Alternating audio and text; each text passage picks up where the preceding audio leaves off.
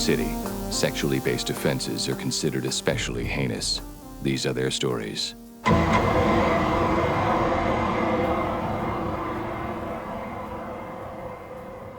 Hey guys, welcome to Munch My Benson. My name is Adam. Of course, as always, I am joined online by Josh, and today we are joined by a very special guest, Neal Fischer, who literally wrote the book on Law Order SVU. As you can see it in his, and you can see my copy right here. Thanks for joining us, Neal. Tell us a little bit about yourself, and then we'll get started. Yeah, thank you so much for having me here. I've been enjoying listening to the show. My name's Neal Fischer. By day, I'm kind of a director. I do film, television, theater, things like that, podcasting on the side, and then write these books. And this is my newest one. It's my eighth book. It's called Law Order SVU Confidential. It was a great way of kind of breaking down the show and my hope of getting it to people who've never seen the show and those that are super fans, and hopefully kind of putting something together that is a fun guidebook to kind of watch along with the show. So I appreciate you having me here, and excited to talk Law and Order SVU. Awesome. Yeah, we're pleased as punch to have you here. So Yeah. the book hit the shelves October 14th. So this will probably drop mid next week. So it'll have been out for about 3 weeks. Yeah, it's super fun. Really, like the graphic design is frankly like sticks out so much to me. Like it looks fucking great. Yeah, the design team did a really nice job, and it's, and sometimes on these books you don't know sometimes who you're going to be partnered with, who's the design team or who the illustrator is, and this one I didn't know. It was kind of like a surprise, and it was really cool to see what they did with it. And I thought it was just going to be like straight white pages, like a file Stabler would be filing or whatever, but no, it was great, and it just kind of gives a nice visual language to it that's really fun, and it kind of every new page is something different, which is great. Yeah, absolutely. And it's the kind of book that you can pick up, you can like flip to any page and start reading basically, and have something interesting there that it's great. Now, I want to know, were you approached to write this book, if you mind my asking, or are you the kind of sicko that has watched so much Law and Order SVU, like Josh and myself, that you decided to devote even more time in your life to create something like this? A little bit of both. I'm definitely a sicko, like you both, just in general. But yeah, so I had done some other pop culture books for this publisher, Cordo Books, and they know I'm a pop culture kind of like fiend, basically. And they said, "Hey, we'd love to do a book on Law and Order SVU. Do you want to do it?" And my first question was, "Yes, I'll do it." And then my second thing I said was, I've never seen the show in my life. Nice. How much time do I have to watch it?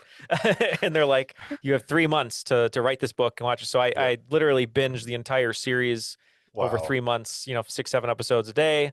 And, really fell in love with it. It was a great show to watch, and I really dug it. And kind of the running joke is, my wife had never seen it either. And so every night, till midnight, we're watching these shows, and she's like, do I have to watch another one? I was like, oh, got to watch another one. So, but she ended up really liking it too. So we both got into it. And anytime I get tasked with doing something, like, hey, write a book on this and research this, I go all in, and that's what's fun for me. Yeah. Did just it break you?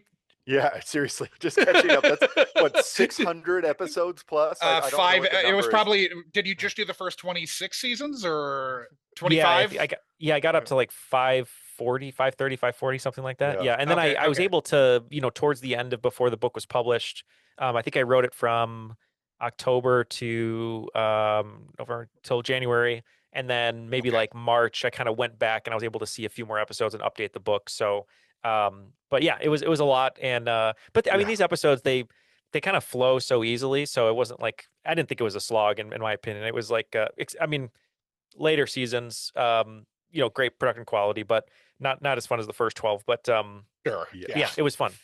Yeah. There's some gems, but they're a little bit fewer and farther between. Yeah.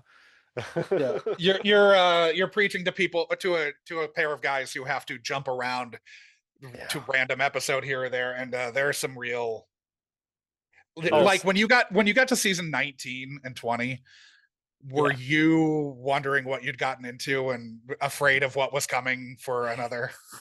for I another was 6 actually seasons. it's kind of funny, yeah, because you're right, because it's like that one meme.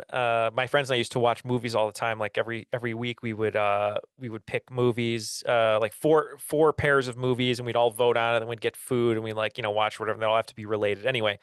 There would always be those movies where we'd be like, "Hey, I got to go take a piss." Pause the movie, and it's like, "There's 50 minutes in this movie," Yeah. So it's kind of like How? that, season 19 and 20. But yeah, when I got there, I was like, "Oh man, this it's not the same show. It's like it's a little bit different." And I was like, "But I can get through it. I can see another impassioned speech by Carisi that was ham-fisted in there, but stuff like that." Oh, So Yeah. yeah.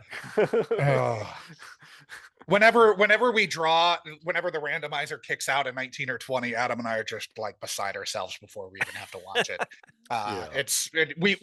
We quickly found that it was almost always very bad, especially for those 2 seasons.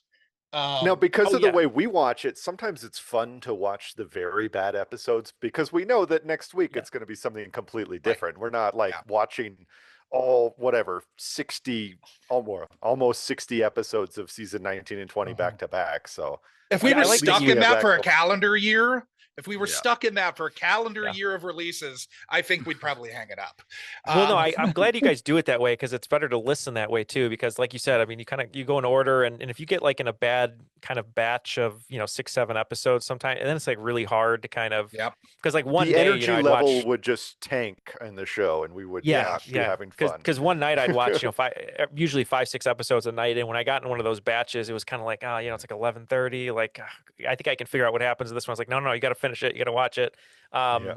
But I like the way that you guys do it, and I think that's definitely the right way to do it. It makes me think of like those podcasts that came out a while back that was like, we're gonna watch Sex and the City 2 like every week for a year and see if it changes week by week. And I was like, I don't know if I could do that with this at least, but yeah. Oh, that's terrifying. So you do have 2 other podcasts that we should absolutely plug. Yep. Why don't you tell us about Triviality and Curated by chance? Yeah. So Triviality, we've been around about 8 years. It's a pub trivia style game show podcast. We like to say it's where a lack of seriousness meets a little bit of knowledge. So we're not necessarily the greatest trivia players in the world. I'm sort of the movie TV guy, and we have great guests from around the world, like Jeopardy champions and really, really smart people hosting the games and doing that. And so we have an episode every week, about an hour every Tuesday. We have a bunch of bonus episodes on niche topics, Seinfeld or Star Wars, things like that. So we've been doing that about 8 years. That's been going well. And then last year, I just started a new podcast with my friend Lauren called Curated by Chance. The concept of that one's pretty fun. So Lauren's an art curator. I'm a filmmaker. Her husband's super smart, worked at NASA for a little bit, designed this algorithm that spits out prompts like colors, numbers, nouns, things like that. And then we basically like let the machine spit out these prompts, and then we each talk about something that we're passionate about or we find interesting, and we kind of do a little bit of a deep dive and kind of see how art and film and different mediums can kind of intersect. We just have fun because Lauren's like super smart. I'm just the goofball and tell embarrassing stories and stuff. So it's fun though. That sounds great. So how did you end up getting into filmmaking? I've started ever since I was a kid. When I was like 3 or 4, my mom, she was a makeup artist and hairdresser and stuff, and she loved movies. And so, I always kind of tell the story, which is true, that instead of reading like kids' books, she'd read me like books about Marilyn Monroe, and we'd watch John Waters movies and horror movies when I was like 3 or 4. So she was one of those parents that was like, he can watch anything. I'm going to teach him that the thing's fake and what's wrong. This is a swear. This is not a swear. So I was watching, Pink Flamingos when I was 3 and 4, Howard the Duck and Nightmare on Elm Street, Killer Clowns from Outer Space. I mean, all that good stuff. And so I've been watching movies since I was a kid, and always wanted to be a director, make movies. And so throughout high school, I did theater. I was acting, doing some directing, stuff like that. I was a drummer and a singer, and then kind of started directing stuff in high school. And then as soon as 18 hit, just started kind of doing it semi-professionally and then professionally, doing indie films, commercials, short films, web series, documentaries, and just always wanted to do it. I know it's kind of like boring to say, but I've always wanted to kind of do this kind of thing since I was a kid. And what's been nice over the course of my life is I've been able to kind of pick up different other creative avenues like podcasting or doing books or different things like this. And I always kind of find a way to pivot because in order to kind of survive with, I don't know, creative stuff, you always got to pivot, when things get hard. So Sure. Yeah. Yeah. You got to have a lot of irons in the fire when you're gigging like this, Yes. Yeah. So this is your 8th book, but you didn't say that this is your 8th book since, if I'm not mistaken, 2022. Yeah, it's pretty crazy. So I was directing commercials like 2019, 2020, and writing scripts and stuff like that. And then COVID hit, and here in Chicago, at least, all the commercial production just like completely shut down. I was at a production company. I was a director there and a producer there. The company unfortunately shuttered basically because of COVID. So like the whole team kind of got let go, including myself. And so I was like, I don't know what I'm going to do. Like I can't direct anything because of protocols and no one's shooting. And there aren't any like, regular gigs that I can get. What am I going to do? And I had a meeting in LA, 2020, actually, right before everything shut down. It was like January 2020. And I was talking to a manager and he was like, hey, we're representing this new book agent. Do you have a book idea? And I always tell people, and it's kind of worked out for me decently well. When you're in meetings like this, creative meetings in LA, wherever in New York, anything you have in your head that you think is a fairly good formed idea, just kind of like talk about it and see what happens. So he's like, hey, we've been talking to this agent. Do you have a book idea? And I'd been rumbling around a Patrick Swayze book idea and just the title I had, which was Feng Shuizi originally.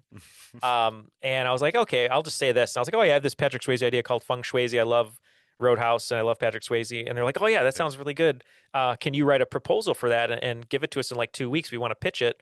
And I was like, yeah, I know what a proposal is. And I completely lied. So I Googled what is a proposal. And I spent a day basically, researching it and figured out what it was. Kind of went into it like full tilt, kind of like, obviously with this book, turned around the proposal in 2 weeks. And after about, a couple months, someone bought it. And the caveat was, we'll do your book, but you need to get Patrick Swayze's widow to approve it. It took me like 6 months to find her because it was really hard to get a hold of her. And finally got a hold of her and her sister-in-law. And that was like it was nice because every day during COVID, I'd go out and walk for like a mile or two. And I'm like, just like, get back, respond to my email, please. Respond to my email, please. Then finally someone got back to me and yeah, so that started that. And then kind of just wrote furiously over the pandemic. It was 1 book. The next year it was 2. And then it was 2 books the next year and then 4 this year. So it just kind of like got bigger and bigger. And I've just kind of been saying yes to everything because I love doing it. So. Right on. Yeah. I love that the Swayze book was your idea. I got my wife, she's a physician and she had to take this terrible board exam. And I talked her through the ups and downs of the board exam by telling her to be like Dalton. That was my pep talk. Be nice till it's time not to be nice. Yeah. Exactly. Yeah. Wear flowy pants and kick ass, Yeah. Right. Oh no, it was fun. And it's funny too, because some people will say like, oh, it's kind of I wish originally it was like a lot more of a straight bio, but with like comedy in it. And then they kind of brought out more like illustration comedy, which was fun to do. Yeah. So I tried to jam pack that as much as I could with like fun facts about Swayze, just so that someone who's like, oh, I really like Patrick Swayze would learn something, but it was also fun just for like a person just to pick it up, Yeah. Nice. I mean, we're both big Swayze fans. Oh, good. Yeah. Well, you're my people then. That's good. Yeah, I was. No, I've got Roadhouse and Blu-ray like right over there, and Adam probably has it on VHS, but. Yeah, I do have it on VHS. Yeah, I that's like the 2 great spectrums. It's either like you have to have it in kind of like the 480p low res, or it's got to be super crisp. It's like one or the other. You can't have it in the middle. Absolutely. No, just DVD. Yeah. Yeah, that's right. Yeah, well, there's so many editions now. I think it was a Vinegar Syndrome, or I think it was released a HDR 4K of it that I have to pick up. That looks really cool because I've seen all the documentaries they've released on it and stuff about like being a cooler and like I'm a cooler. I was inspired by Dalton to be a bouncer, and I'm like, oh, that's cool, man. Like, good for you, getting into fights every day, ripping throats out. But but no, it's just I love that movie. I remember when we started watching. I think it was like New Year's one year, and it kind of became a tradition. When I first started dating my wife, I distinctly remember This was 2009, and I had my friends over, and we did. It was when Swayze passed away. We did like a screening outside on like a little projector, and we all like had a beer, and we're like, oh, we're gonna toast to Swayze and watch this. I remember I was texting my wife at the time, and I had just met her, and then we like officially started dating like 3 months later. So Swayze's been here from conception, as I like to say. So yeah. Nice. So in this and our other podcast lore, Adam infamously saw Angel Heart at 8 or 9. Do you have any films that stick out as being especially inappropriate for you to have seen at a young age? I mean, so as a story, well, maybe two. So one of them, I literally watched so much that I wore the VHS out several times, which was Howard the Duck. So at a very young age, 3 or 4, just seeing duck boobs, in the first 10 minutes, seeing Howard the Duck have sex with Leah Thompson. Leah Thompson, yes. Cleveland. Lorraine McFly. Seeing the hair come up on the back of his head, It's still my favorite MCU film. So yeah, it counts. I mean, it counts. And then you got the first is the best. Yeah, that's true. First is best. You have Oscar winner Tim Robbins in there. You have a convicted pedophile, which is which happens. Too. Yeah. But that was one of them. Howard the Duck, and then let me see. It's so funny because like I said, I've watched so many bad movies that I don't know which one would have been the worst, but that one I watched a ton. And then speaking of Swayze, actually, the reason I got into Swayze was when I was maybe 6 years or 7 years old.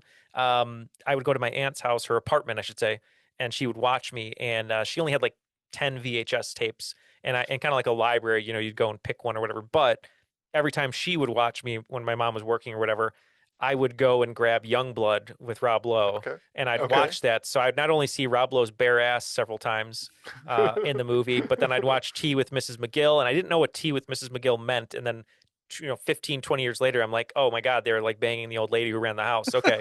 So, and a funny caveat to that story is I was on this TV show called The Floor with Rob Lowe, and they cut out this huge conversation I had with them in Ireland when we're on the show. And I was like, oh my God, I can't believe I'm talking to Dean Youngblood right now. And he kind of like laughed, and I was like, I just wanted to let you know, I know what Tea with Mrs. McGill is now, or something like that. And I was like talking to him about it, and they cut all of it, but at least I called him Dean Youngblood at least once, so that's okay. Nice. So it's still insane to me that they shoot The Floor in Ireland, but how did you end up getting on the floor? So a lot of people, with the trivia podcast, we get a lot of like casting notices and stuff, but someone had reached out and said, oh, you should apply for this. And I was like, oh, I don't know if I really want to do that. And I applied like for the first half of the application, but it was like really in depth, like, videos, multiple answers, like, say how great you are at trivia. And I'm not like that type of person. I'm not like, I'm going to kick your ass, so I did about half of it. And then I was like, I don't think I'm really going to do this. So then I stopped, and then I got a random text like 2 months later, and I was like, hey, we saw you filled out part of this application for The Floor. We're really interested. Would you like to do it? We need people. And I was like, oh my God, okay, I didn't even finish it. So then I just did an interview, and I got cast within like 3 weeks. It was in the summer. And then it was like, hey, can you do this? Do you have a passport? Do you have, different clothing or whatever? And it was all, in like 3 or 4 weeks.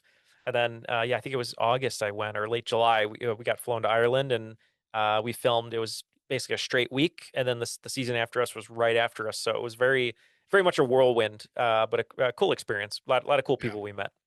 Yeah, I bet. So that's nice because Jeopardy doesn't put anybody up. That's what I've heard. Yeah. And see, that's the funny thing, because everyone's always like, oh, I can categorically say they don't, because I've been on it, but well, I'm curious to hear about your experience too. Cause like we have a lot of listeners who are like, oh, you should do Jeopardy. And I was like, I could do pop culture Jeopardy, but there's no way I'm doing regular Jeopardy. But we have great people who've been on Jeopardy before. But did you like your experience? I mean, I fortunately lived in LA. So so it's a little easier. Yeah. Yeah. But for the first 2 times I auditioned, because I auditioned 4 times for it. First 2 times I auditioned, I had to like travel to an audition. Like I had to travel. I had to stay in Houston once. I had to stay in DC once. Wow.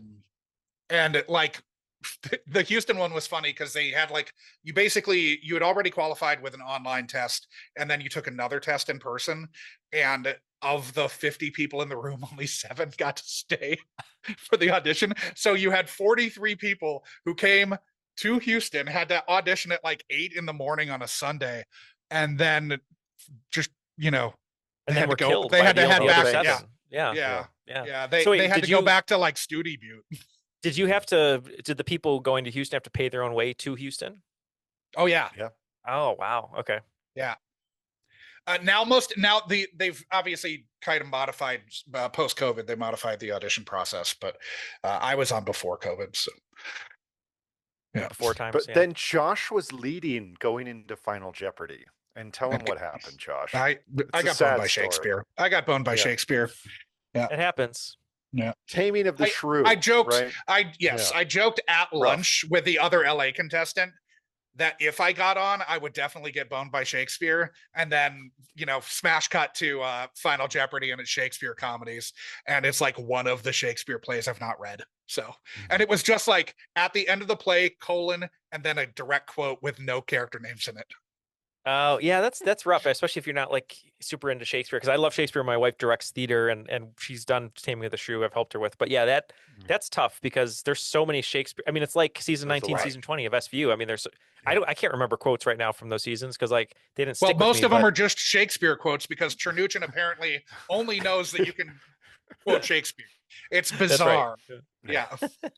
You can tell it's a 19 or 20 episode because the person's name doesn't make any sense. It's not an actual name. Yes. It's never been used by a person before. No, never. Well, that's one of my favorite things. I think I put in the book that like, especially in the early seasons, just every kid is Tommy. And I get it because they don't want like to have real names and real people or whatever. But it's just funny. Like every kid who's running around the streets bloodied is a Tommy. Come here, Tommy, please. So anyway. How much of a dive did you have to do into the greater Dick Wolf catalog?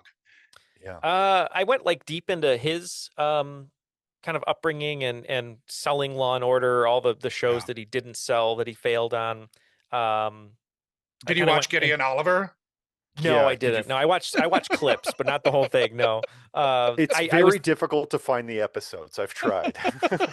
I watched clips and stuff, and it was one of those things too where I know, like for me personally, I probably would have watched all of those, and I've been like, hey, I'm going to do a little write up, but then I knew the editor would be like, why are we doing this? Like, why are you torturing yourself? So then I was like, okay, I won't do that. I kind of learned that now. If it was like book 1 through 4, I definitely would have done that, and I would have overwritten on that kind of stuff. But yeah, as far as the Dick, I mean, I've seen PD, and I have friends who've been on and work on PD and Med and Fire, and but I'd seen those enough. But like, I don't know, it's weird too with those shows with the Dick Wolf universe because I don't know, those shows just don't have like the same gravitas as like SVU, or at least the older seasons, and it's become very much a factory. I mean, Chicago here, very similar to SVU in New York. Like if you live in New York and you're an actor, you have to be on SVU or Law and Order. And then same thing here in Chicago. Like everyone I know, it's like, I got PD, I got Med, I got Fire, and then there's a 2-year moratorium, and you can't do it for 2 years, which is crazy because one of my friends got a great, like 3-line speaking part on Chicago Med, and then it always happens inevitably where it's like 3 months later, their agent goes, hey, we got this like really juicy part. You're the killer. And it's like, I was already on like Med, so I can't do Fire now because it's within the 2 years, and you feel terrible, but that's kind of what happens here, at least,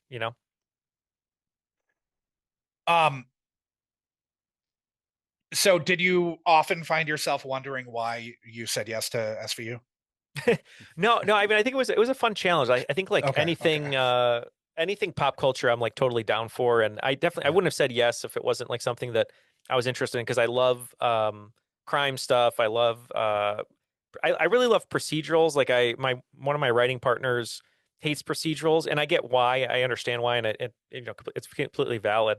But I also find like if a procedural is really, really good, it makes it even better than a lot of other shows because they have such a formula, and you really have to be good at the formula to like make it interesting. Otherwise, it becomes boring. And so there's so many. CBS has like 1 million shows no one watches, but they're number 2 in the ratings, and it's like best show in America. So I think like getting a show like this, at least. And I always keep saying it, like the 1.0 era, like 1 through 12, like there's some really, really good episodes, and like, man, I was really surprised they flipped the script there. And that's when it's the best. It's like when it doesn't go on autopilot, because when it goes on autopilot, like it's just it really becomes that show that's always on in the hotel, because you're like, I'm gonna let it be on the background in the hotel. But like if it's a good episode, that's the one where you're like, do I want to go out and get pizza at 11 p.m. in New York? No, I'm gonna sit on the bed and watch Stabler change the lights for Matthew Modine and get him to confess. So watch John Stamos get a woman to leave her husband in real life on screen. Yes, that's such a crazy story too. That's where he met his wife. Yeah, and I wonder if he poked a hole in that condom as well, but you never know. So I know you probably couldn't have gotten this cleared, but I did like a timeline dive on that. Oh yeah, and she left her. Like she got married weeks after they shot that episode, and then left him within like 2 months. So wow. like. That Ferrero Rocher gift set really came home, I guess. Oh man. Yeah. There's no way legal would have cleared you diving into that more, but no. I pretty sure he stole somebody. He's a very charismatic man. He's a very charismatic man. Yes. He was just at Riot Fest over here in Chicago. They did this huge campaign to get him. He was playing with the Beach Boys and stuff, and the guy who runs Riot Fest got a John Stamos tattoo in order for him to come. It was pretty funny. So I bet. Yeah, I love that. So how was getting access? Because it seems like you've done a lot of research and gotten, at least had it come. How much was online research? How much was actual like being a journalist, calling people and getting quotes? Because some of it's stuff I'd never heard before and was really interested to learn. Yeah, there's a couple books about it, but not a lot. There was a really great book where they kind of went deep in like the first 8 or 9 seasons that I read a bunch. A lot of it. Which I don't know where it kind of comes from. I think it comes from like maybe the producing stuff that I do where, if we have to, like when I was working at a production company, we would find vendors or find, hey, we need, this commercial needs like someone who can twirl a hula hoop, in a ring of fire or whatever. You're like, where am I going to find that? And you have to do the research. And so I've gotten very good at like going down all angles. And so one story, actually, I didn't tell in the book and not a lot of people know, but for like a summer or like a year, I was kind of like training to be a PI, and I didn't end up doing it because I was working at Starbucks at the time, and I got into this PI firm, and I remember like one of the days they're like, hey, so we're going to give everyone a beeper. If this beeper goes off, you have 16 hours to get to a state as far as Idaho or South Dakota. And it could be any of them. We won't let you know until you call in with the beeper. And I was like, I don't know if I can commit to that. Like, I'm just working at Starbucks right now. So anyway, I love investigating stuff. Yeah, exactly. When it comes to the research though, I watched like every interview I could watch. I like read every interview I could find, magazines, like go to the library, old magazines, online. I went, I became member of every message board group and Facebook group and Reddit page and everything like that. Like the Facebook groups were very kind of unreliable because it was mostly just like, Olivia looks so hot right now and look at Stabler's butt, that kind of stuff, which was, appreciated, but it wasn't super helpful. Yeah. I mean, that's what we want out of the Stabler content, obviously. Well, exactly. You can bounce a quarter off of it. You want him like, exactly. You want him like leaning up against a pole. Yes. But no, I'm glad you mentioned that though, because no one said that before. And it was a lot of research, and coming from the trivia podcast, and as I'm sure Josh, like when it comes to trivia people, if you're writing trivia questions, you're talking about it, you can't get it wrong because you'll get called out. And so I'm so anal about like, I wouldn't put anything in the book unless I found like 3 verifiable sources to it, because some of them might be like slightly off, but I'm pretty sure I got everything, right on the money. But yeah, I wanted to make sure I wouldn't put anything in the book that I couldn't verify. Like if, Mariska Hargitay like said something like, oh, Mariska Hargitay says blah, blah, blah, blah, blah. And it's like an Instagram ad that was given to me. I would find the exact clip that she said it, change it if that's what she said to what she said, and then double check that it was real and all that kind of stuff. So it's just kind of, that's really what took the most time, because once I was watching the show, I could have written about it, but I wanted to make sure like that it was fun, that there was enough information in it. And my favorite thing to do in real life kind of with my wife is go to real locations. And so I want to make sure like find as many of the locations that you could. And the hard part was with books like this, I wrote this a year ago. So, you finish the book and then there's like a point where you can't do anything to it anymore. And I found like 6 more locations. I'm like, oh man, I really wanted to put that in the book, but I couldn't. So, that kind of stuff happens. Yeah, it was funny. So That's Adam what and I I are used to both do. weird locations people. Yeah, exactly. I love it too. I used to do that like before I moved to New York. I would do that just like searching on Google Maps and stuff and figuring, oh, they're here. And then I moved there and I had a 1-year-old and I was like, I'm too tired to do this. I can't. It's nap time. I can't go like down to the west side to figure out exactly which block this shot on. Well, that's one of my favorite things is like the show will, and I mean all TV shows do this, but at least in the first 15 seasons or whatever, it's very clear they're filming a lot of the interviews and like chase scenes in the Upper West Side because it's probably very nice to film it and it's not actually grimy but they're making it look like it's really grimy. Similarly, here in Chicago, the Bear is such a big deal, and the Mr. Beef restaurant. My production company that I worked at was right around the corner from Mr. Beef, which is like the nicest area, but they make it seem like it's this really hard-nosed South Side town, but it's not. It's just so anyway, gritty. but Carmy has to wade through the grit to serve beef. And there was one thing I was going to say, which is there was a funny thing in the book that there's a mistake that's in here that I didn't put in there, and that's how anal I am about it because I didn't notice it. It wasn't in any of the drafts that we had done. Yeah. And then I opened the book, kind of read through it when it was actually printed, and I was like, wait a minute, I didn't put that in there. And I looked at it and I was like, technically it's kind of correct, but to what I was saying it is not correct. And I don't know, Do you want to get that on the record right here? Yeah, well, I'll see if anyone can find it. It's just very subtle. It's nothing important or anything like that. But there's a mention of Dick Wolf shows that is slightly off that shouldn't be there. And I double checked my notes. I was like, I didn't put it in there. Someone else must have thought it did. But anyway. So having had editorial changes made to things I've written and had them like rendered either like taken out the joke or like make the joke not work or whatever, I feel your pain.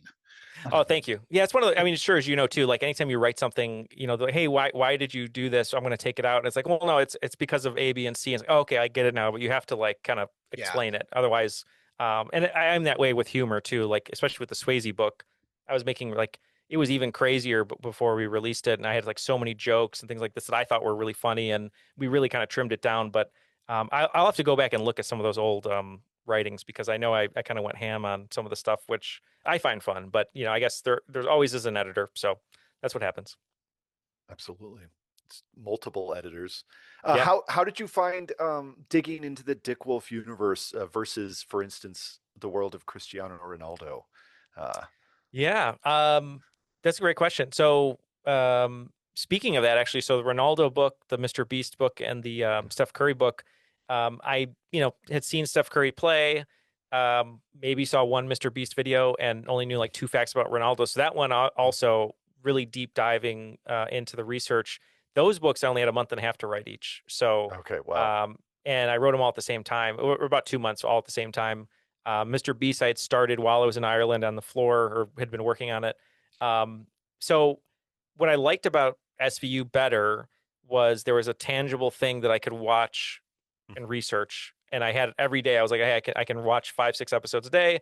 I know it's there. Mr. Beast and Ronaldo, Steph Curry, I had to do a lot of research on their bios. I had to like go and make sure, the hard part with Steph Curry specifically was like going through his college years and everything. I was like, I want to make sure I get the stats right. Like how many points per game did he have? Like when did he break this record? What record did he break? Because sports stats are like such a beast. I mean, it's just like, unless you're Bob Costas, I mean, it's really kind of hard. So, so that one was really rough. You have to get it right because somebody else is going to fact check you. Yeah. Exactly.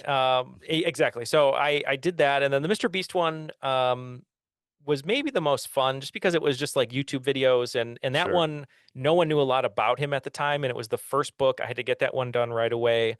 And it was just kind of like, hey, just, we're working on this book together. There isn't really a Mr. Beast book, so we can kind of make it whatever we want. And so that was kind of fun where I could just kind of like, I wanted to make those books like the one, I used to love going to Scholastic book fairs at school and I'd have a $20 bill and I see what can I get for $20, and I'm gonna fill out the little form, or I'd go there in person with the cabinets, and I just wanted to make it a book that a kid would be like, oh, cool, like I just learned that Cristiano Ronaldo naps several times a day, and like and this is he can jump higher than a tiger or whatever it is, and I would think that was cool, so that's why I wanted to make those books like that. Nice. So obviously in the book you're more of a like writing as a reference, and not editorializing.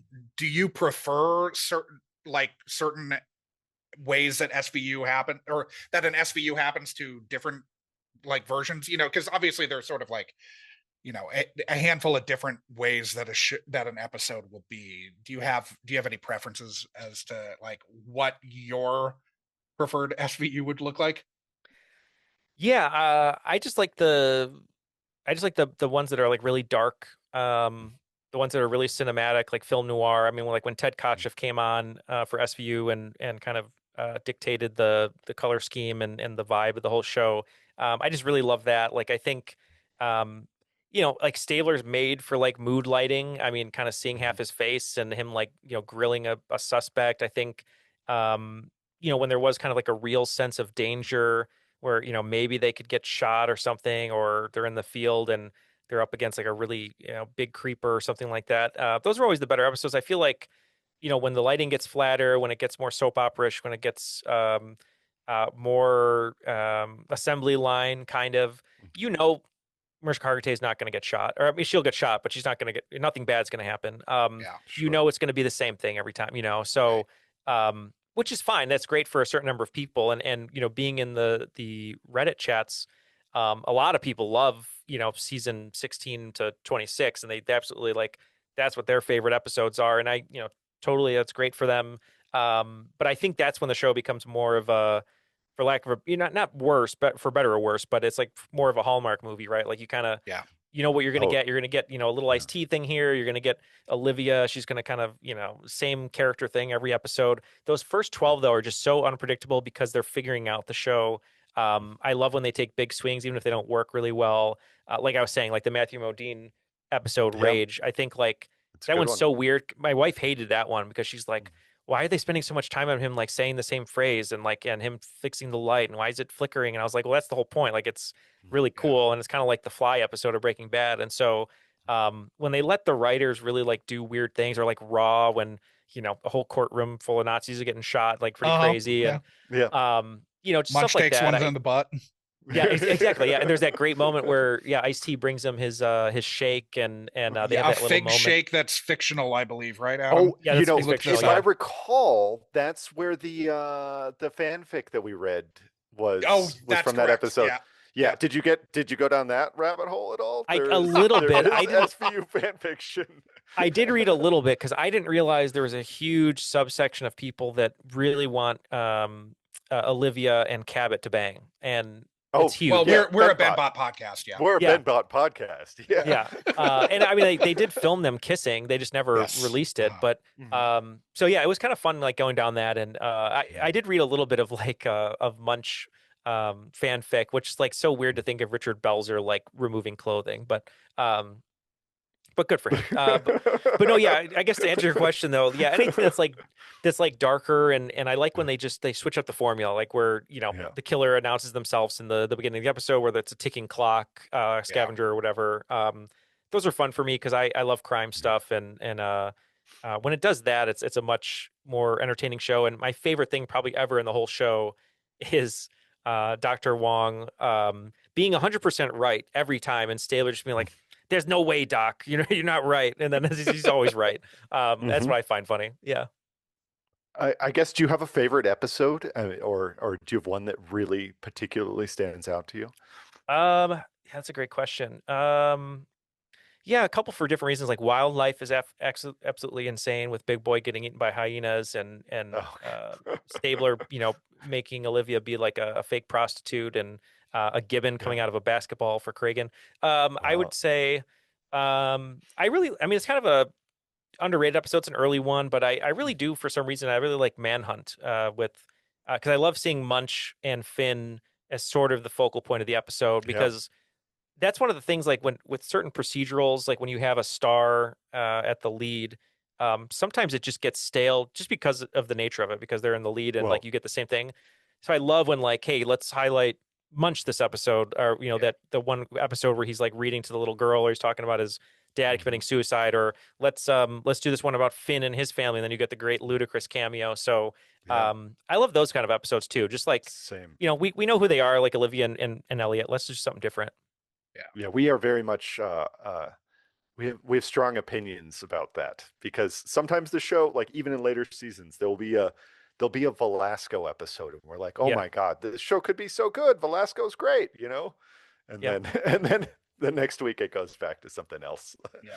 Well, and it's funny too, because there's a great, I didn't put this in the book, but I kind of noticed it afterwards because I was rewatching some other episodes, but you just made me think of it now, which is kind of funny. You can kind of see the progression of the show with how much Olivia Benson whispers. The more she whispers, the later in the series you are, and you know that she doesn't like when she's interrogating someone. It's a lot more whispering. It's a lot more like, I'm going to talk very softly. Do you hear? When I like very loud Elliot, very loud Olivia. Like, I'm going to slap you. Did you just call me a hoe? Whatever, all that kind of stuff. Which is earlier, but I don't know why I just thought of that now. But I was thinking like, all the interrogation styles are so different now compared to the original. I think you're just coming to terms with the scarring that Adam and I have had like a longer amount of time to develop the scar tissue. We're definitely not fans of Olivia like victim whispering. I mean, I was telling my wife, and we were watching the show, and it was like, maybe it was like, I don't know, let's say season 15 or something, and I was like, how many times has Olivia told a victim to come forward, and they're like, no, something bad's gonna happen, I can't do it, and she's like, no, nothing bad will happen, and they've always like been killed or assaulted again, or something bad happens. I was like, their life falls apart every time. Every time. And I was like, I get, she's trying to help, but like someone at the precinct has to be doing stats like baseball or something. I mean, like, Olivia, maybe you shouldn't, do this with this one. Like, just let them go. They want to move away, somewhere else. Just let them go, please. It happens. NYPD is keeping com stats on Olivia Benson's body count. The amount of people who are re-victimized because of Olivia, it's probably well into the hundreds. Oh, I bet it is. It has to be. Yeah. I mean, even certainly like at least like 60, 100. Yeah. We should. I mean, if we could go back and like, there's a few like stats that we should have been keeping this whole time. Like how many times did each character do a police brutality or an officer involved shooting, etc. But prison that is rape another taunt. I was just gonna. It's exactly the one I was gonna say, which is like the show's so big about sexual assault and victims and stuff, but like at any chance they get, it's like, well, you better tell us what the truth is, or you're gonna go to prison and get raped. And I'm like, oh my God, like you're supposed to be protecting these people from. They definitely stopped doing that around season 15 or so, but for 15 seasons, it's. I mean, that's like Ice-T's favorite thing is to get behind someone's ear. Yeah. Well, Stabler and Amaro do it a lot too. Like Amaro for the first couple seasons that he's on, it's prison rape taunt central. Oh yeah, totally. And you can tell that he's basically reading or performing, Stabler lines that they expected Stabler to be doing, but they're like, well, let's just slightly alter them a little bit, but it's basically Stabler 2.0 for sure. Yeah. They need someone else to Catholic at people also. So they just Stabler with great hair. That's why when they cast Danny Pino, that's what they went for. As someone who frequently has to fact check the fandom page, thank you for your service. Do you remember any of the corrections that you made? Oh, geez, that's a good question. So it's funny. I have scar tissue from the second book I did, which was on TV series. I know it's kind of unrelated, but there's a lot of like misrepresentation and like TV stuff. Like I'd go on the wiki pages and someone would be like, oh, Fred Flintstone's address is this. And I'm like, no, it's not. And I'm like, am I allowed to comment on this? So I had to like create an account. And I was like, I had to like go to like these overlords. I'm like, here's a screenshot from HBO Max and from the original broadcast. Like, this is the address, not what's on here. And then they approve it. And I'm like, why is it so hard to like put the truth out there? But anyway, I did that a ton with TV shows. With this one, yeah, oh man, I'm trying to think of a couple examples because I know there were a few where I had to correct something like on the Wikipedia. Just like small things too, like it would someone would put in the wiki page like, oh, they went to this place and this is where the scene happened, and I know New York pretty well, and I was like, no, that's not actually it, and I changed it. But my favorite story was recently. I don't normally post on Reddit too much, and I know they don't look kindly on you if you're like promoting something, and I'm like, hey, I'm in the Law Order SVU subreddit. All these people seem like they like this kind of thing. Like, I'm proud of this book. I mentioned them in the acknowledgments, and I use some of their opinions and stuff for fun. So I was like, hey guys, I posted this or I finished this new book. Hope you enjoy it. I mentioned you in the acknowledgments. Thank you, and I put like dunt dunt or whatever. And the first comment was, oh, this book looks amazing. Thank you so much for writing it. And just so you know, it's actually thunk thunk. That's the correct way to say it. You're wrong.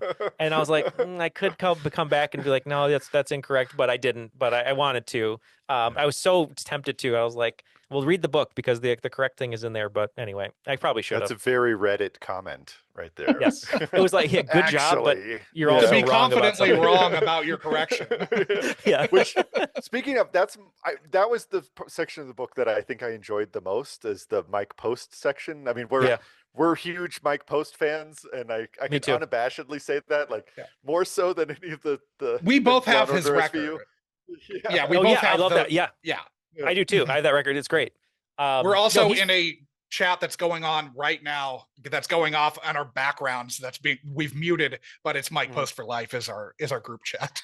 Oh, I love that. He's awesome, man. His themes are amazing, and I was glad to like learn about him because like before I went into this book, I was doing that TV book, the second book, and I really fell in love with the Magnum PI theme song. Sure. Oh, it's so good. And I was like, man, this Mike Post guy is just a badass. And then I was like, wait a minute, he did NYPD Blue, he did Quantum Leap, and I was like, I just went down the list. Rockford and then Files. Rockford Files. Basically, like every show he did had a great theme. Like and so every single one. it was when I was researching the book, I was like, they make such a big deal, or he does, I should say. Like I was watching a ton of interviews with him that, Dick Wolf always makes fun of him and says, hey, you've done all these great things. You're going to be known when you die for 2 notes. But then I'm like, that's insane, because if you just look at his filmography, it's unbelievable. So yeah, I loved researching Mike Post, listening to interviews with him, how he wrote the theme song for Law and Order, for SVU, how he still does all the theme songs except for Criminal Intent. And just the fact that what the clang is, what he calls it, what the clang is made of, which I put in the book, which is various drums, something hitting an anvil, like a hammer hitting an anvil, jail door being shut, and then 100 Japanese men stomping on the floor, which is just incredible. So, yeah. So I've been curious about this. I'm not sure if you came across it or not. I don't remember it being in the book, or maybe it was, but do you know if Mike Post is still like actually writing all of the music for the episodes too, like all the score and the sting? Yeah, so when I was at least when I finished the book, he was doing all of it except for one, but he made a comment or something, which was like, the newer episodes, maybe it was like a cop out, but he was kind of like, the newer episodes don't need as much music because there's more drama. So I think he's just going in there doing like a something like really simple. Because he doesn't need to be doing this. Because as I mentioned in the book, which is crazy, like he didn't want to do the clang, the dun dun, because he's like, I don't do sound effects. And then he ended up doing it in a way where it was a musical composition using samples, not a sound effect. So he gets paid every time that plays. So he's getting paid every time the dun dun happens. And the joke is he calls it the ching ching because he gets paid because it's a musical composition. It's not a sound effect. So he doesn't need to be doing the music and stuff. But at least when I finished the book, he was. But it could have changed now. Like in maybe this new season, they've changed. I have to double check. Sure. I was wondering if maybe Mike Post has become a name of like almost a brand and not a person anymore. I was wondering if that might be it too, because he's got so many irons in the fire. Yeah. That I was curious if Mike Post and Mike Post is like 5 people now or something. Oh yeah, I see. I mean, that's just like Michelangelo at the Sistine Chapel, right? Everyone else painted it, Exactly. and then he just did the finishing touches. But I think, yeah, I'd be interested to look into that now. Actually, now you say that, because for him, like I don't imagine, I don't know why he wouldn't just do like theme songs and just be like, hey, here's your theme song. Like I don't want to do 100%. anything else, Yeah. Because he does these killer theme songs, but like why be there for 24 episodes a season when you can just like, I'm gonna go to another show and do another theme song and make a record, Or, sit on the beach and collect the dun money, Because I mean, Mike Post he's got to be like 80, right? Yeah. He was pretty old when I was doing the book, and I'm just gonna double check right now because I'm really curious myself. 81, 81 years old. So yeah, just take a break, man. But yeah, I didn't realize when I was researching. Yeah, I really want to know that, actually. I want to know what the residuals are on it. One of the things I didn't put in the book that I should have is I love Van Halen, and he produced Van Halen 3, which is like a really random fact. So really, wow, that's bizarre. That's very. How did I not know that? Yeah, I forgot to put that in the book, and I should have, because I love Van Halen. There's so many things that, like, when you do a book like this, that's a lot of reference. I try and put so much into the book, like fact wise, that because I just love learning, like it's like the DiCaprio meme and like Once Upon a Time in Hollywood. I want to do that, like, oh, I get it. But with this book, funnily enough, I wrote, let's see, I think it's like 30,000 words, 35,000 words, something like that. That was the original goal, was like, hey, write 35,000 words. I have a tendency to get so excited with something that I overwrite. So I think I wrote like 60,000 words, and I had to cut it down myself. Jesus. So there's a lot of like little fun things that I know that aren't in the book, and I can't even remember what they are. I'd have to go read them. But I just know that there was like little extra icing on top of stuff that I wish I could have kept in. But most of the good stuff, stayed in. So. I mean, if you decide to do a Mike Post book, you definitely have at least the 2 of us who will buy it. I was going to say we could just do it together, right? And then totally. Yeah, I think that'd be great. I was like wilding out when I found out that NYPD Blue was inspired by In the Air Tonight by Phil Collins. I was like, oh my god, it totally makes sense. That's what it is, So that's just cool. Really an unsung hero. Yeah, I mean, that's an unsung hero job, because I mean, when we used to have everything with the theme songs. We don't have theme songs anymore. Now it's just literally, usually now the newer shows, because they want so much time for content, it's just the title and just like kind of like Lost, just like a boom title, and that's it. That's all you get. Unless it's an HBO or you get show. You get the HBO overly long intro that's just kind of boring. Like I prefer the like the Breaking Bad. It's like 2 notes and it says created by Vince Gilligan or whatever. Well, to the HBO one, but I prefer. 45 seconds to a minute of. I want helicopters falling off of James cliffs Garner in Hawaii. on the streets of LA. Yeah, like I want aggressively painted vans speeding down Honolulu streets. Sure. Oh yeah, no, you totally need that.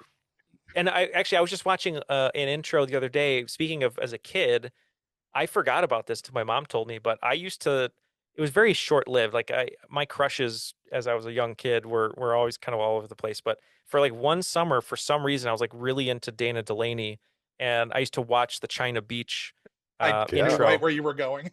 Over and over again. And I remember I'm looking at it now, and like, why was I watching a show about like war and like medical stuff? And I was like, for Dana Delaney, apparently, I don't know. So. I don't think I ever watched the show, but I definitely saw the intro many times. I can see it in my mind right now. Because it had the that old Motown song, the Reflections of dun, dun, dun, dun, right? Yeah. But speaking of intros, really quick, I'm sure you guys know this. Have any of you ever seen The Game with Michael Douglas? Yeah, of course. Love The Game. I got left in a hole in Mexico, and all I got was this stupid T-shirt. Yes, exactly. So love that show or movie. But then Secession, their intro is basically The Game, right? Like a rip off of The Game. But if you go back and watch the Game credits, the early credits or whatever, the guy playing Michael Douglas's dad is Charles Martinet, who's the voice of Mario. Oh, okay. Which is just random. Yeah, absolutely. Speaking of locations, I live right around the corner from Gus Fring's house. Ooh, nice. Yeah, they actually took it off Google Maps. I guess too many people were getting selfies there or something. Well, that's just like at Walter least White's it's not house. Walt's house. Yeah, Yeah. his house Well, keeps getting pizzas thrown on the roof. Well, So so Yeah. Walt's house, they're trying to sell it for $4 million, which is way above market for Yeah. that size house in Albuquerque. Like, you know, 3.3 million above market probably for that house, at least. I think the It's idea is that somebody will turn it into a museum, but museum. Yeah. I mean, I yeah, guess you could make a lot of money, but I remember seeing the memes and stuff. There was the woman, older woman who lived there who was like screaming at people, like, get off my lawn. And yeah, I think in the beginning she was okay with it, but then she realized probably there's no way of fighting this. It's going to be like thousands of people. And yeah. location stuff, though, like you said, that's like my favorite. I know Sarah, or not Sarah Jessica Parker. Carrie Bradshaw's place from Sex and the City, that they got the city to blur on Google, so you can't find it. But there's a Mhm. chain there because they don't want people stepping on the steps to take pictures. But just a really quick story. I know it's completely unrelated. The movie Hitch with Will Smith. yeah, Okay. So they're going. It's the scene with Kevin James and Will Smith, and they're like going house to house. And he's like, "Hey, I'm going to teach you how to kiss." And they do that like 90%, 10% kissing scene or whatever. Mhm. They're on a brownstone, and apparently when they were location scouting, because it's in the same area as like Sex and the City houses and all that kind of stuff, Mhm. they didn't have a permit and they didn't have anywhere to shoot. So Will Smith's like, "All right, well, we got to find somewhere to shoot because we're spending money or whatever. So let's just knock on every door on all these brownstones down the street." And they start knocking, knocking, no one's answering. The one person who answers the door is this one house where they filmed on that front doorstep, and it's Sarah Jessica Parker and Matthew Broderick. And they're like, "What are you guys doing?" And they're like, "Oh, we're filming a movie. Can we use your porch?" And like, "Okay, fine." And then that's where they filmed. So it's their house. That's weird. wild. Yeah. Do you I, have I any like that they're just like coming to the door. It's like, hey, hey. Do you have any random? It doesn't need to be SVU related, but do you have any random locations that you especially like to say you've been to? Oh, geez, yeah. I mean, so many. I love Upper West Side New York because you have like you've got Mail and When Harry Met Sally. Let's see, favorite locations I've been to. I'm trying to think, putting me on the spot because I love doing it. Like anytime. Or do you have like the weirdest one? Yeah, The weirdest one. Yeah. Well, the Arconia is a fun one from Only Murders in the Building. That's Upper West sure. Side too. I Um, walked by them all the time. I lived on off the M86, which is the crosstown bus. oh And yeah, so we would get off the bus right by the Arconian. right by the Arconia and go find a murder there. Mhm. Favorite. I'm trying to think the weirdest locations I've been to. I mean, there have been some that like you think are built up so much, and just knowing film production, you see everything without the production design. And you're Yeah, like, oh, yeah. okay, that's what it is. It's Mhm. like Wayne's World, like Delaware. Okay, Yeah. So, oh man, I can't think of any off the top of my head though. But yeah, similarly to Adam, I love, and both of you really, you said I love finding locations, and as a filmmaker too, I just love that like seeing what they leave. If like I really kind of always find it fun if a location like embraces the filming and then will keep things there. I Mhm. love Tom's Diner from Yeah. Seinfeld, just the exterior Sure. obviously, but the Mhm. fact that they embraced it, you can go in there and have like a Seinfeld lunch, which has nothing to do with the show. Mhm. I didn't know that when I wrote the book for that I had no idea that Tom's Diner, the song by Suzanne Vega, was about that diner, and then she wrote it on the counter eating there, which is insane to me. But um, Which did anyway, come out before Seinfeld. which It did, did. yeah, come up Yeah. before Seinfeld, yeah. But yeah, I don't know. What about you guys? I'm trying to think of a really weird one, but I can't off the top of my head. How about you? I think off the top of my head, my favorite is the Chowder Barge, which Oh, is yes. it's a floating restaurant in the middle of the harbor in Long Wilmington. Beach. Yeah. Technically it's in Wilmington, California, but That's Okay, great. oh, really? Oh, it's it was in I was going to say Vinland, but it was not. it's Vinland. it's Yeah. between Long Beach and San Pedro, yeah. It Okay. sure is. Yeah, and it's so it was um it's Inherent Vice. basically yes, Inherent Vice. Thank you, Josh. Yeah. It's you have to go over these train tracks to get there, which when I went, it was like a half an hour waiting for some, Long ass grain train barge that or something. unloaded on the on the Long Beach Yeah. Pier. And Josh and I have both worked in nautical businesses, like Yeah. Oh, no way. boat Okay. people. Yeah, and so I was a Coast Guard licensed boat captain for a while, and so I would interact with these like grubby yacht basin people, people that live on boats. And this area is like this chowder barge, this restaurant is basically like a mail getting spot for it's an address for these people that It is. live on like boat squats that aren't even like real like you couldn't go out of the harbor in these boats. They're boats that are Right. essentially like they're not paying rent by Yeah. being anchored somewhere in the middle of this harbor. But so it's very grungy and you Wow. sit there and it's floating and they have this burger that they cover with, kind of like store-bought like a can of clam chowder they dump on Oh it. yeah.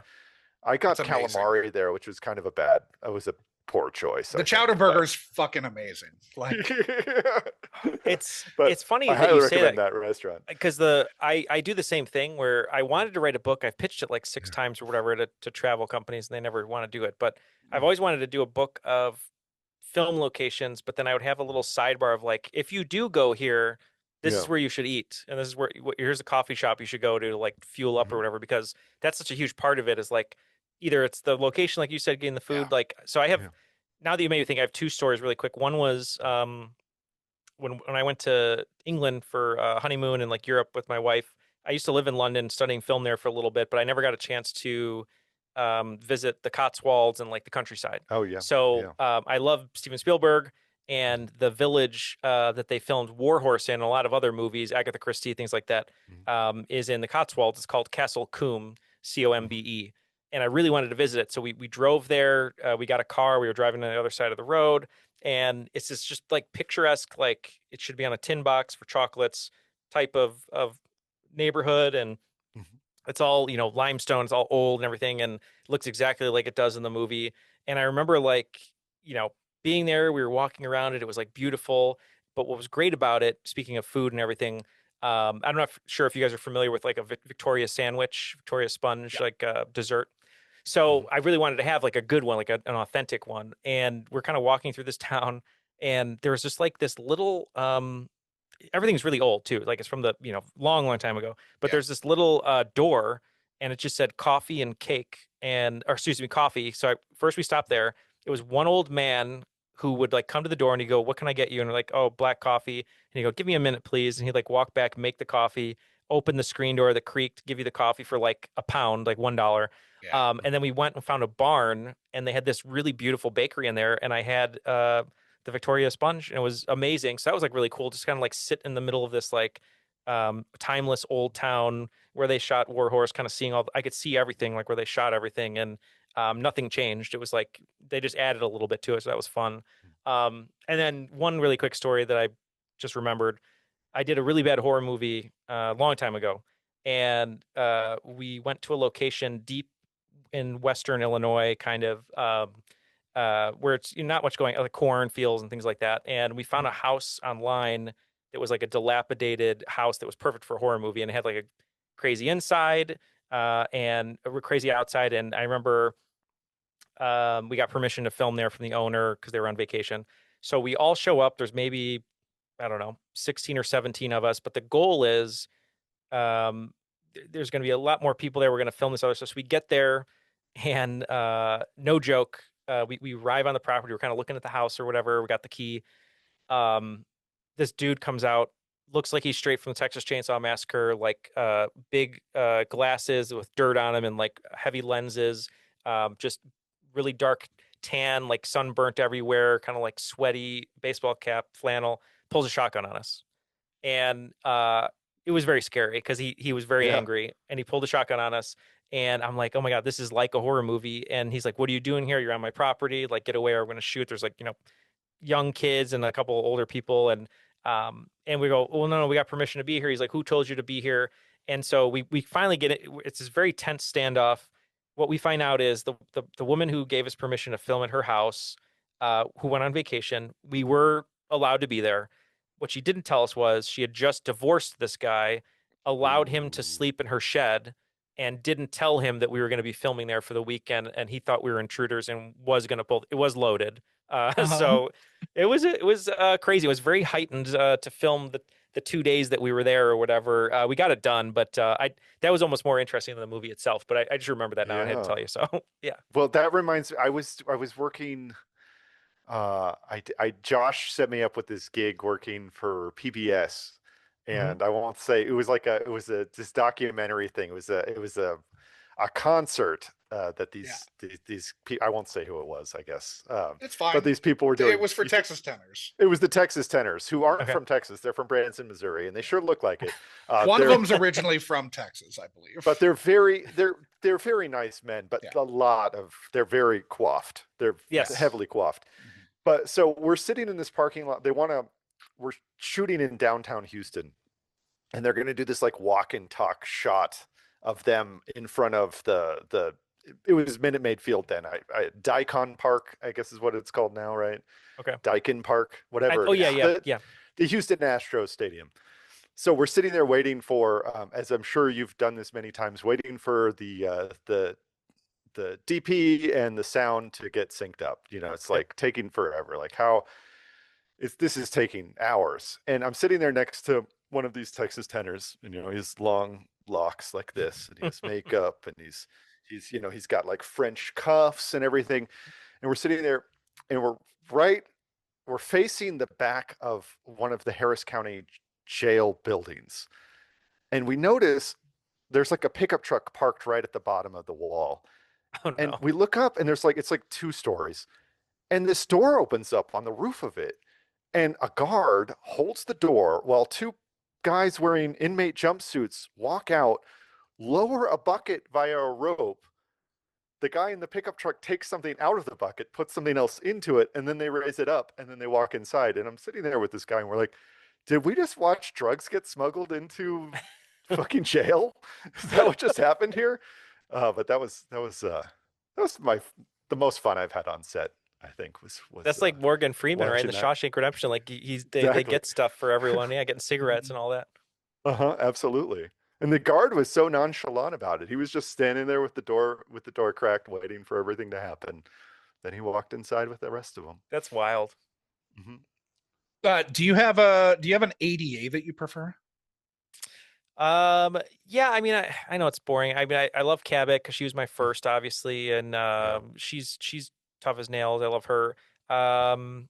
Barbara's really fun because I love Broadway. I love musicals, and he's from that world. So when he gets really theatrical, is always fun to me. Probably, I mean, and then Novak. I mean, those are kind of my ones. There's so many bad ones that pop up. My favorite story was Paula Patton was going to be like the new big ADA, and I put it in the book, but she got the audition. Or actually, no, I think they cut it from the book. She got the audition for Mission Impossible: Ghost Protocol, and Brad Bird was like, "Hey, I'm not gonna like let you miss this opportunity to be like a lead on a show that you'll get paid for." Or, excuse me, I'm not gonna let you miss this opportunity. Let me go back. The showrunner was saying, "I'm not going to let you miss this opportunity to be in a Tom Cruise movie. You should go audition for it. If you get it, I'm really happy for you." And she did get it. And then they wrote her off after 1 episode. But she was supposed to be like the new Cabot, new Novak, and it just didn't work out. But yeah, I love Cabot and Novak. I think Novak's a little bit more reckless with the stuff that she does. Yeah. Cabot is just, I just like seeing Cabot argue with people. And I think her relationship with all the different judges is really fun, and how she's always like, my uncle knows so-and-so and blah, blah, blah, that kind of stuff. Yeah. I think the Novak recklessness probably relates back to her being into autoerotic asphyxiation. That's our theory. Yeah. Yeah. That's, I can see that. Yeah. And just that she raped a stripper. Yeah. Yes. Yeah. Yes. Yeah. She sure did. Yeah. I've got one more. Where is it? Shit. Great. Oh, the Neal Bear nugget. I hadn't seen before that he took over partway through season 2. Do you remember? Was that in that other SVU book you read, or was that like? Did you have access to someone on the writing staff? No, yeah, I think a part of it was in the book, and something else I read in like an interview. Okay. But yeah, he had gotten hired. So the first showrunner, I'm sure a lot of your listeners know, quit because he couldn't handle the subject matter.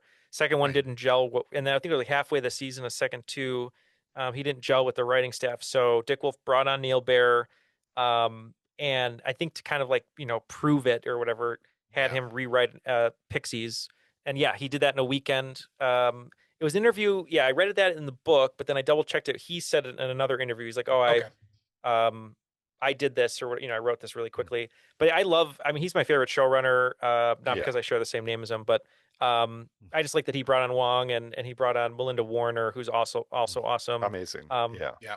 And I think that's when the show really shifts, because you're bringing in the psychological element, you're bringing in the medical element that like was already on TV with like CSI and stuff, and kind of matching that. But yeah, I love Neal Baer. I think it also plays to his strengths. Exactly. Yeah. I mean, he knew that kind of stuff, and but yeah, I always found that really interesting. I rewatched that episode the other day, actually. You can't really tell it's been like rewritten that quickly. There's another episode I'm blanking on. I know I put in the book, I think. Ted Kotcheff had to redirect the whole thing in like 24 hours, and they ended up like airing it once, and then they never aired it again. I don't even know if you can find it on streaming because they hated the episode so much. I can't remember. I have to double check my research, but there was one of those episodes which I thought was really fascinating, that they didn't like what was going on. They reshot the whole thing. They still didn't like it, and so they contractually had to release it. They did, and then they pulled it. Yeah. We have to track that down. Funny to me. Yeah, I got to figure out. Because we've seen I some can find that very one. bad I think episodes. it aired in syndication, though. I think they just didn't air it in prime time again. Oh, okay. That's probably what it is. Yeah, and I have to look that one up too, because I think it's in the book, and I'll look through my notes. I'm almost positive it's in the book, and that's what you had said, was that it never aired again in prime time. It's not like SNL where they fully memory hole things that they that and then it becomes like the Mandela effect. You're like, I know I saw that episode or that scene or whatever. I mean, there's the one they did in 2016 with Gary Cole, where he basically plays like Trump, and so that one was where that's never going to see the light of day. Which is that got pulled. I want to see that one. That's the only one that they shot and didn't air, if I remember correctly. Yeah, because I think there was even ads cut that you can find of like the previews. Oh yeah, they had a promo ad that. Yeah, and that's nowhere. So seriously though, you've ingested a lot of SVU. Are you okay, Neal? I'll say this: I have to have at least an hour with Dr. Wong. Maybe like have Cragen open up his drawer to offer me the whiskey or whatever, maybe, and some red vines. Yeah, I'm okay though. I'll be good. I'm excited to kind of see what they do this season because of Michelle Fazeka. She's like one of my favorite writers. Have you watched any of it? I've only watched I didn't watch the premiere, which I should have. I watched the second episode. But I know they're using new cameras. It seems a little bit darker. I hope they go darker. I love seeing everyone. It feels more like I've seen the first 4. It feels more like, I mean, because obviously she wrote with like on the Neal Baer writing staffs. It feels more like a Neal Baer episode when I watch it. Yeah, and I think the only thing that's holding it back, and it's not to disparage her at all, because Mariska Hargitay is amazing, is once Mariska Hargitay got more power alongside Dick Wolf, I think her character it's just not as interesting. So I'm really hoping that she'll like push her to do some kind of like dark stuff and then like highlight the other staff. So it's not just the Olivia show, Right. And she's a fucking captain. Yeah. She shouldn't be in the field doing fucking, she shouldn't be doing interrogations. Like Cragen never did. Yeah. Like, no, I mean, I would love a season where she just does what Cragen did, which is like yell at people, bring them into her office, and then very rarely, like when someone gets hurt, come out with the badge, like, and you're very out of place there, We've complained about that a lot. Like they should have, have the show evolve with her as a character as she's evolving in her career, but fucking show the captain stuff. I mean, I feel like they've tried that here and there with the various, superiors to her, but then they can't commit to it fully. They still have to keep her on the street tracking down whatever case it is. Well, the hard trope too that they've done so much, which is just like so old, is like Peter Gallagher, for example, when he was on the show.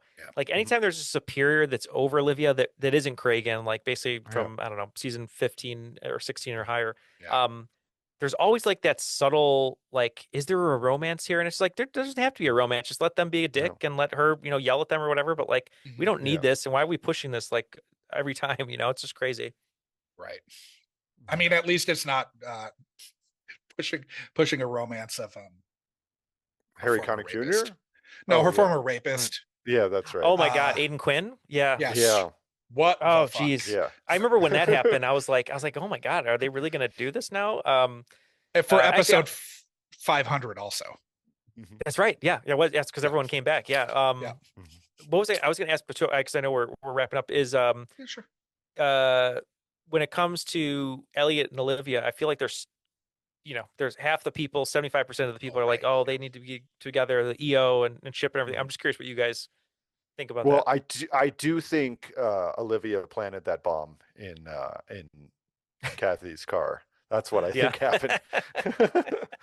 and then did the wait, it wasn't CPR. I'm like losing my train of thought here. It wasn't a tracheotomy. Yeah, or it was, yeah, right. Or whatever Yeah, she it did in the was. car to save her. Yeah. But my favorite Yeah, thing about that whole scene is like the EMT is inches away from Yeah. Kathy, who could do the yeah. procedure, but no, I'm gonna make this cop who's never done anything do this procedure and coach her through it. Anyway, sorry. No, personally, I think the serialization of SVU I dislike it. Like I like having like Yeah. character elements kind of sprinkled in that Yeah. are consistent like throughout a season, Yeah. throughout the series.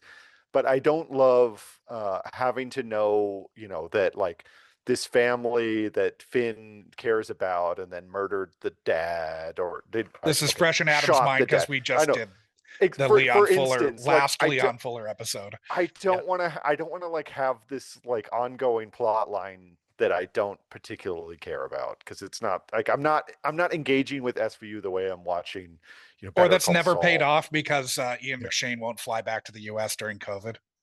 Yeah, well, good for him. He should be Yeah. reviving Lovejoy instead of acting in that show. Yeah, I agree with you because I think it is a procedural and Mhm. it's okay to be a procedural. And I think like Yeah.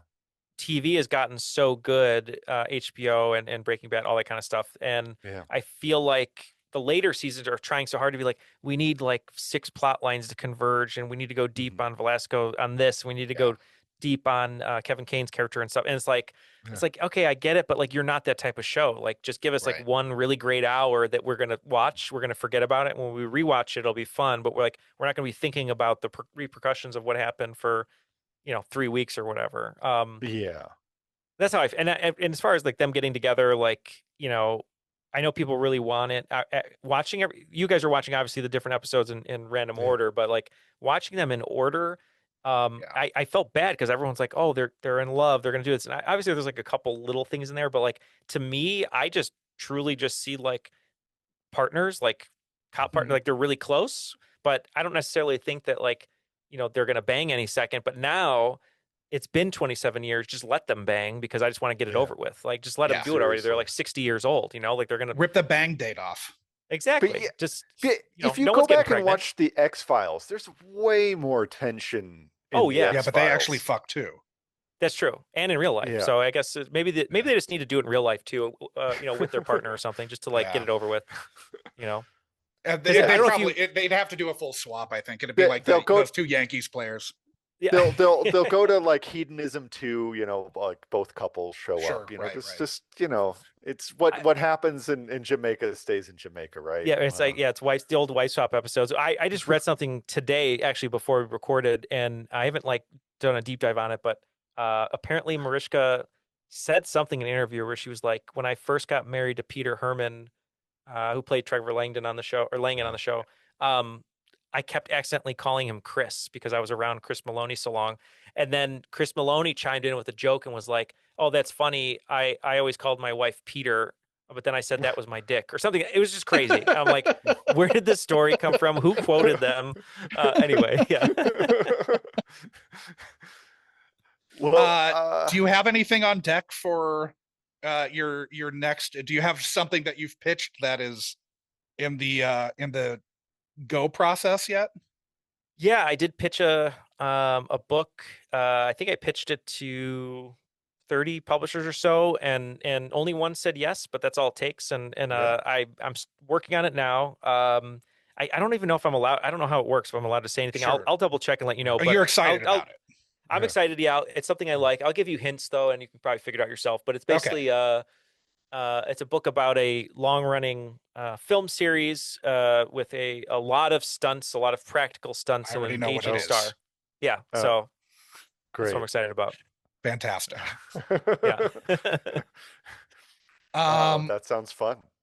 Yeah. And so where can everybody find you on the interwebs? Yeah, you can find me on social media at Neal E Fischer. It's just my name. It's NealEFischer. A lot of people forget the C. Same as my website, nealefischer.com. Got the two podcasts, Triviality, Curated by Chance. You can check out my books, wherever you get books, bookshop.org, Amazon, all that good stuff. And yeah, I just really appreciate you guys having me on. I'd love to join you for whatever you need me for. It was a lot of fun, kind of shooting the shit. And as I said, I love the show, and it's a lot more comfortable, kind of just talking about these episodes, because they're really good sometimes, and they can also be really crazy and be really bad. So it's just great to They kind sure of can. chill out a little bit. Yeah. Did you one last question? Did you get any of the, because I know you sort of crowdsourced some of the like fan favorite episodes. Yeah. Did you get any back that you were like, wait, people like this? Yeah. So I did a crowdsource thing on Instagram. I took every Reddit post that exists of, because it's like every day there's like 12, like what's your favorite SVU episode, took all of those, put it into AI, and got percentages of like what the top ones were. And so when I was watching those ones, I was like, oh, this is like everyone's favorite episode. And I was like that meme of that little blonde girl with like the buck teeth who was kind of like looking like eyes sideways. I'm like, really? Like this is the one that you all love? No, there was a couple that were like more modern seasons that I was really surprised by. There was one actually that was on the list that I thought was Dreams Deferred with Patricia Arquette. But I liked it specifically for the cold open, because it was to the James Blunt song, and it followed Patricia Arquette going about her day as a sex worker, and then the killer killing people. But yeah, I'm trying. I can look through my notes. There was a few that I was like, man, I know everyone says, this was the #1 winner for like best episode ever, but like I can't in good conscience put this one in here because I don't want people to check this one out as like their first 25, so it happened. I think they had come back with liking the Barba snuffing out the baby episode. Oh, wow. Yeah, that sounds right. Yeah. Yeah. And I was like, oh man, fans, what are you thinking? If you go on the fan communities, like there's a few things they love. They love Barba. Just absolutely love Barba. And they love infanticide. They love infanticide, yes. I'm trying to think of what's he's not Barba in that episode. He's just like a different character. That's what Josh and I hated so much about it. It's well, it's funny because like I feel like there are certain episodes, like just like that example, where you have a character that has been developed so well, or at least well enough to where you know who they are, and then they're like, well, what if this happened to this character, and it's just like so like left field, and it really sticks out, especially if you're watching them in order, because really you need like a week in between them, kind of like what you guys are doing. But like, if it's a big deal to you watching it week to week, then it's got to be even a bigger deal if you're watching it, streaming or binging or whatever. So. Yeah. What if we have Finn fucking fly to Havana and extrajudicially kidnap a perp? Havana. Yeah, Havana. Like the least passable soundstage shot that's supposed to be Savannah or Havana that I've ever seen. I know we're going over, but that's one of my favorite things in movies. We don't have a time limit. Okay. Yeah. When they do that, cracks me up. But my favorite thing ever, and I think Resident Evil did it. I mean, so many movies do this, and I know it from being on production, is anytime they show an ID card or like a photo on someone's desk, mostly though, actually, I'm going to clarify a little bit more. In a movie with the police, when they go, we have this perp, we hear he's like kidnapping women, let's pull up his thing on the computer. They show the image. It's always the exact same outfit the guy's wearing when they catch him, because they only had enough time to be like, oh shit, we need a picture for your ID card. It's a production still. Yeah. Which is so funny to me, because I'm like, oh, he's wearing the same outfit. They were just looking for him, and I love it. It's so good. That's the best. Lazy film and TV making at its finest. So good. That's some of our favorite art. We love their art department and their second unit. That's some of our favorite content. And their fucking website design team is always when you freeze it on a website, you're like, who did this? Screen capturing every frame. Yeah. Well, it's just one of my favorite things about the show, but also the communities and stuff, is how many people think that Taru or Taru, Taru, is a person. That's my favorite thing, because everyone's like, I for 6 seasons, I thought Taru was that one guy, but it ended up being Ruben Morales.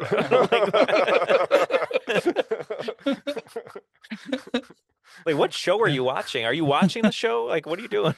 Well, they're like doing laundry or making dinner That's true. or whatever. To be fair, they're the people that Morales was on the show for, because his job was to like explain how the internet works to old ladies. Yes. I feel like Yes. That's true. Yeah. I mean, it's like that whole new Netflix mandate where if you notice it now in certain shows, like they have so many buzzwords and sentences for people that are looking at their phones so that they still get the information they need without watching it, which is like just crazy to me that you'd have to like put that into scripts. If I ever got that note, I'd be like, why are we even doing this if people are just going to watch it with like a second screening it or whatever? Yeah. Mm-hmm. That's when you think about David Lynch going, you can't watch my movie on a fucking telephone. or watching Oppenheimer on a Shrek TV, like how Christopher Nolan wanted it. Yeah, exactly. I love that. Well, Neal, this has been really fun. Thanks for joining us. Do you have anything else that you want to throw out there before we say goodbye? No. I just really appreciate being here. It was a lot of fun. Anytime you guys need someone, let me know, or we'll talk about movies, I'm sure. And for sure. I have a whole list of crazy movies I've seen as a kid that I'm sure have scarred me, but it has not come out yet and will one day in therapy. Yeah. So we'll see. Yeah. Nice. Well, that's what Unkind Rewind is, your therapy. Yeah. I lay down on the couch. I'm excited to check it out now. That'll be fun. I'll definitely get the ball rolling. We're just about done. I have one episode left to drop for this season, but probably we'll talk off camera. Yeah, sounds good. Cool. Well, thanks, Neal. Yeah, thank you, Neal. Thanks so much. Appreciate it, guys.